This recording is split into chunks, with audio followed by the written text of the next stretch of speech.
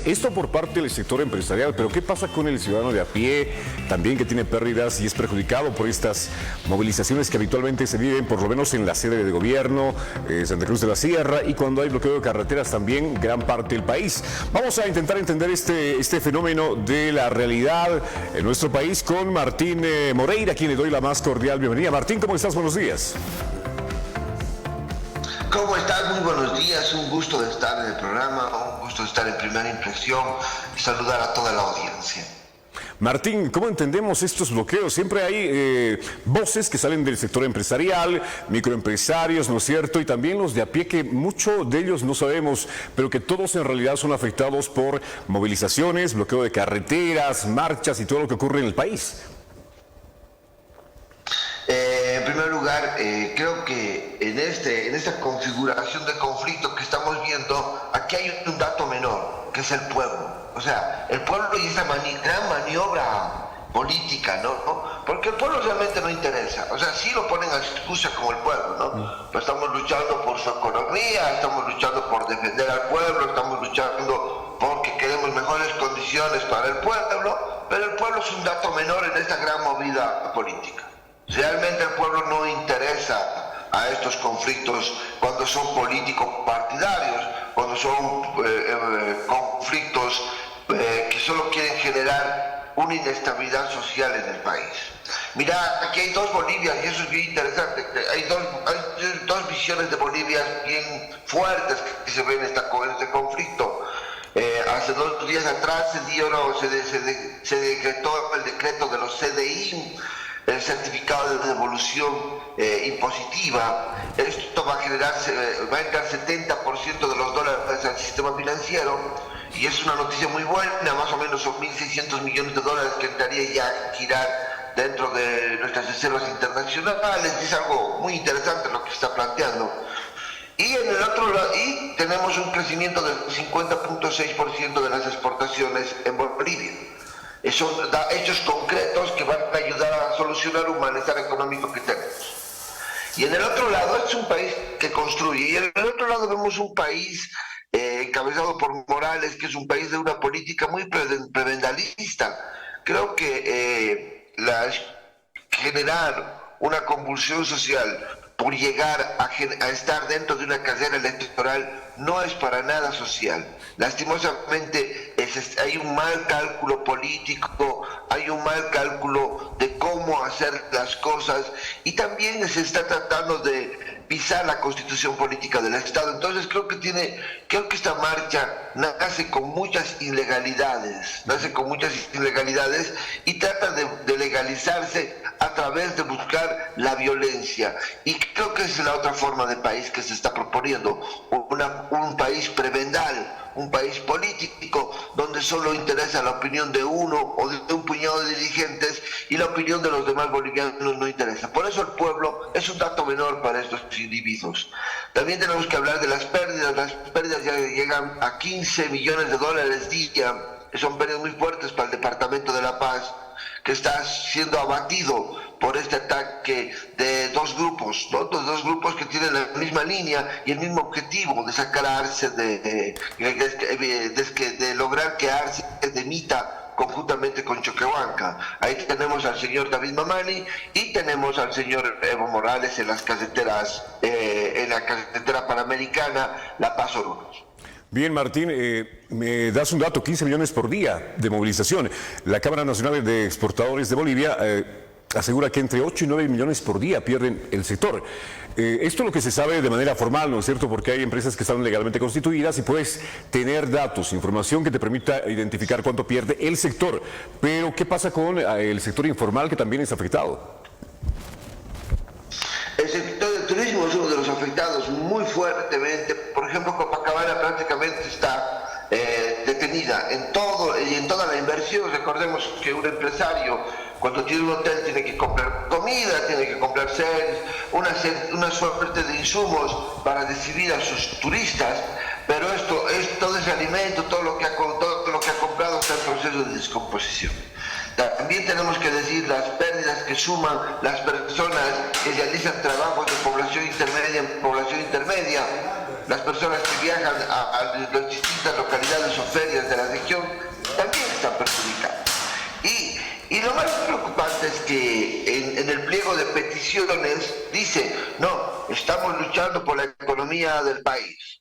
Y yo cuando veo una manifestación, veo enfrentamientos, veo una área turística fuerte, una área fuertemente turística, donde hay bastantes turistas de todo el mundo. Entonces digo, realmente no están luchando por la economía del pueblo, solo están luchando por una parcela de poder, un pequeño pedazo de poder para que ellos hagan su chaco ahí. Y lastimosamente estamos en este tema. Y si Morales llega a la paz y Morales trata de generar una convulsión a nivel nacional, el tema va a ser peor para en octubre. Estamos hablando de un bloqueo nacional. Mira, solo el occidente boliviano genera 35 millones de dólares día. El oriente boliviano genera cerca de 45 millones día y tienes 80 millones de dólares, y en general Bolivia son 20 millones de dólares más. Son 100 millones de dólares que se pierden día en un bloqueo nacional. Si no estamos en época alta de entrega de cosechas o de entrega de cumplimiento de contratos, esto puede exceder los 100 millones de dólares, pero la media son 100 millones de dólares. Estamos hablando de que en 10 días fácilmente perdemos 1.000 millones de dólares a un país que le está faltando la liquidez en divisas. Es muy fuerte hablar de estas sumas de pérdidas, porque cada dólar cuenta. Hay estrategias físicas reales que el Estado ha planteado, el CDI, la ventanilla única de comercio exterior, la apertura del comercio exterior para las exportaciones, mayor fluidez, cero arancel para que haya mayor productividad. Todo lo que se plantea para generar productividad se puede ir de cabeza al piso, porque un bloqueo realmente te quita el oxígeno al país. Es como las venas, si las bloqueas, una persona no puede recibir oxígeno a los diversos órganos del cuerpo. Así entonces es. Estamos hablando de lo mismo. Si le quitamos las venas al país, le quitamos el corredor bioceánico, nos quedamos realmente truncados productivamente. Así es, Martín, pero bueno, hay un daño también colateral, porque de repente hay empresarios en el mundo entero que estaban pensando de repente invertir en el país, pero este tipo de movilizaciones, este tipo de protestas, bloqueos y demás, inestabilidad, porque claro, uno no puede trabajar cuando hay bloqueos y está viviendo este tipo de, marchas todos los días, algún tipo de movilizaciones, uno la piensa y de repente dice, no, aunque sea una buena opción, las condiciones sociales no me dan para montar mi empresa.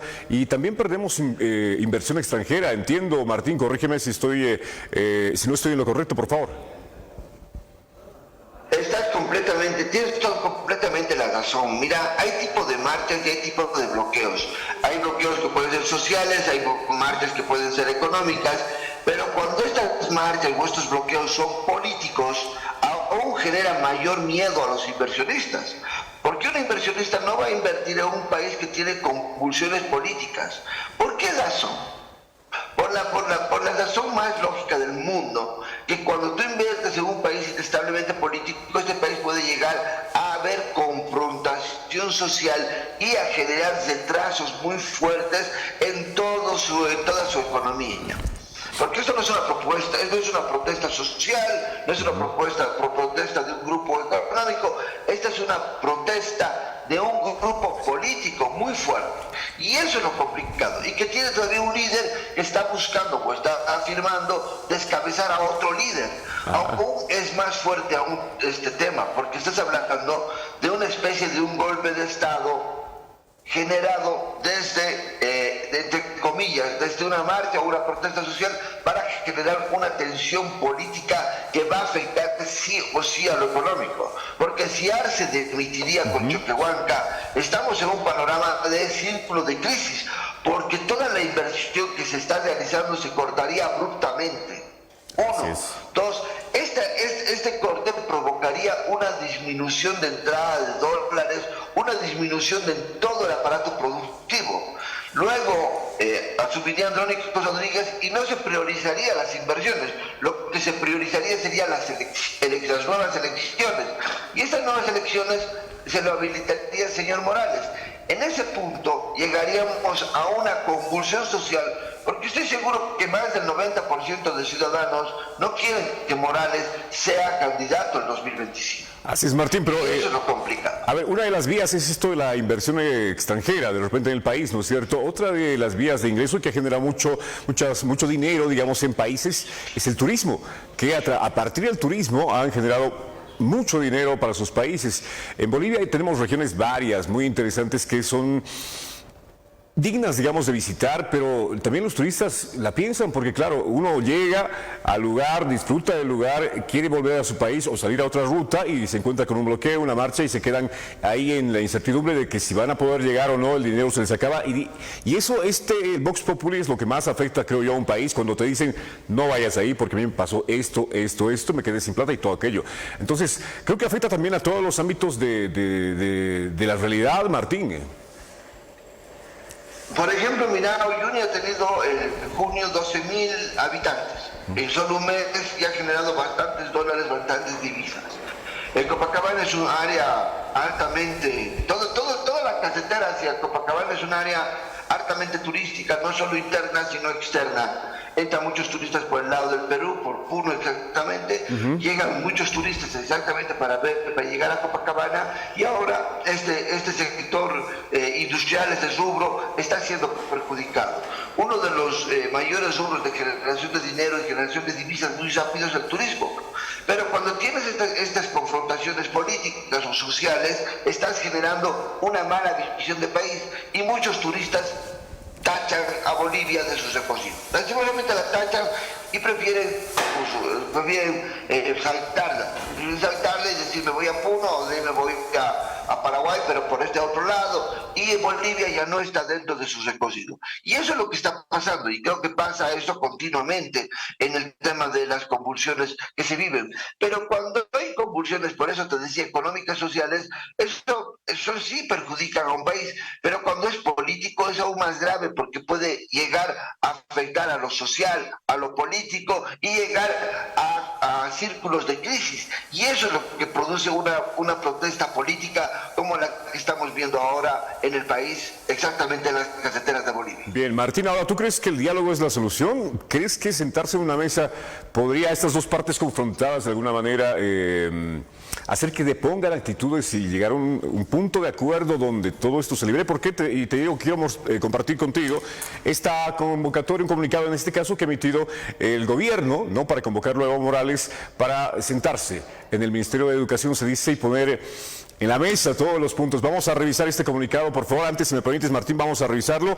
Comunicado, invitamos a Evo Morales Ayma el viernes 20 de septiembre del 2024 a las 6 de la tarde en el Ministerio de Educación a entablar un diálogo. Nuestro llamado busca evitar, dice, que se siga llevando no solo una parte de la militancia de nuestro instrumento político MAS y PSP, sino todo el pueblo boliviano hacia un enfrentamiento entre hermanas y hermanos, generando una situación de conflictividad y convulsión que podría resultar en la pérdida de vidas. La vida del pueblo es y deberá ser el bien más preciado y a proteger. Como gobierno del pueblo, bajo el liderazgo de nuestro presidente Luis Arce Catacora, defendemos nuestra democracia y actuaremos conforme a lo establecido en nuestra Constitución Política del Estado.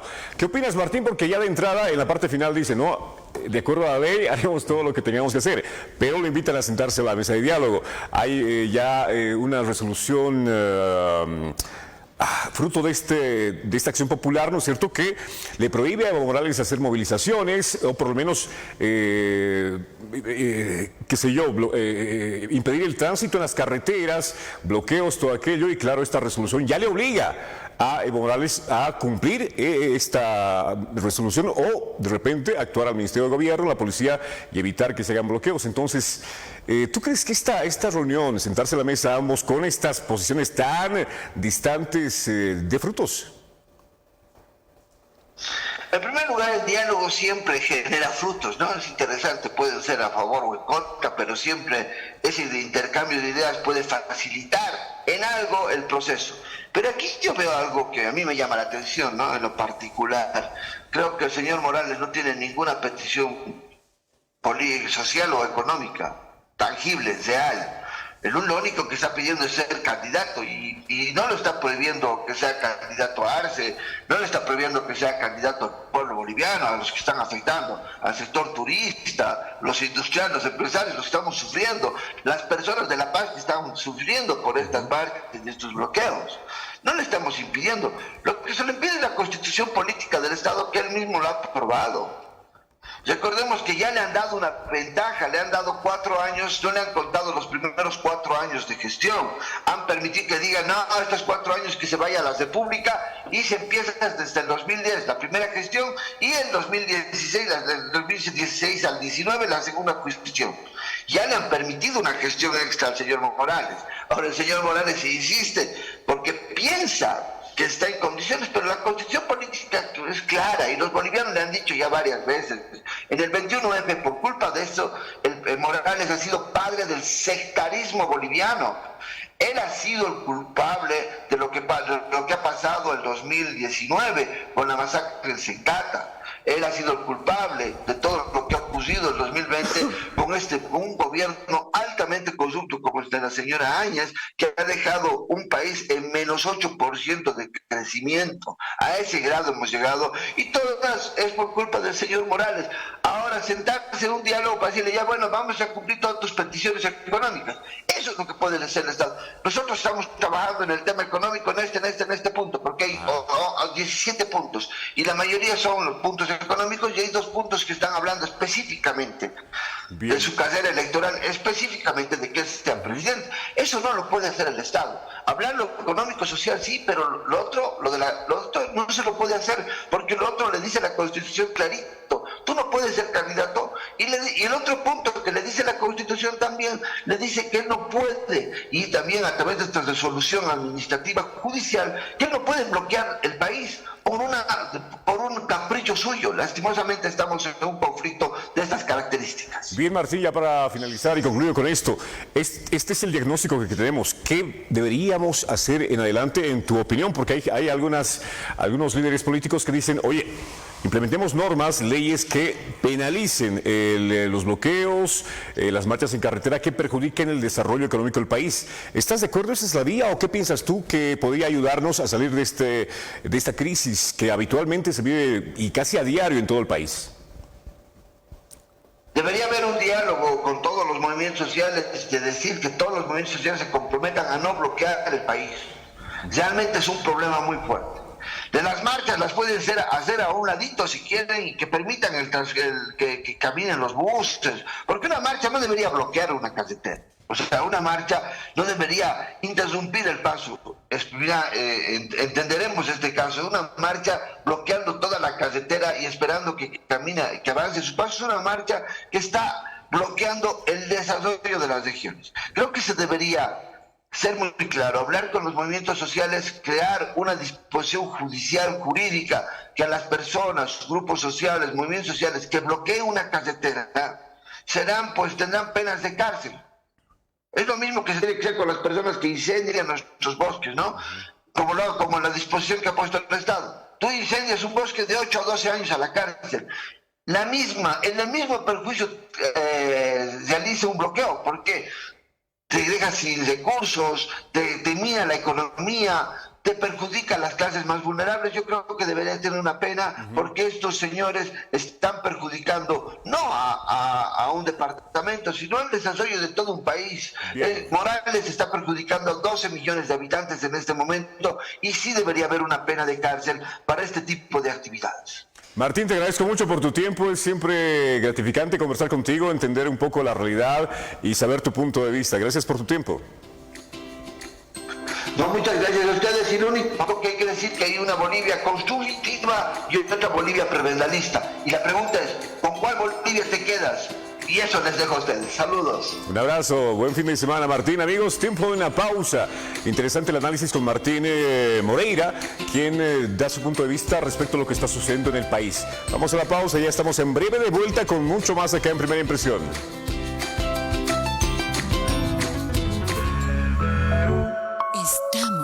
ti. Querida comunidad universitaria, hoy celebramos la llegada de la primavera, un tiempo que simboliza renacimiento, crecimiento y esperanza. Así como la naturaleza florece en esta estación, también lo hacen nuestras mentes y corazones cuando abrazamos la educación. Es en nuestras aulas donde los jóvenes se preparan para ser los líderes científicos, artistas y emprendedores que guiarán el destino de Bolivia. En este 21 de septiembre, que la primavera nos inspira a comprometernos con un objetivo común: dejar un mundo mejor para todas las generaciones que vendrán.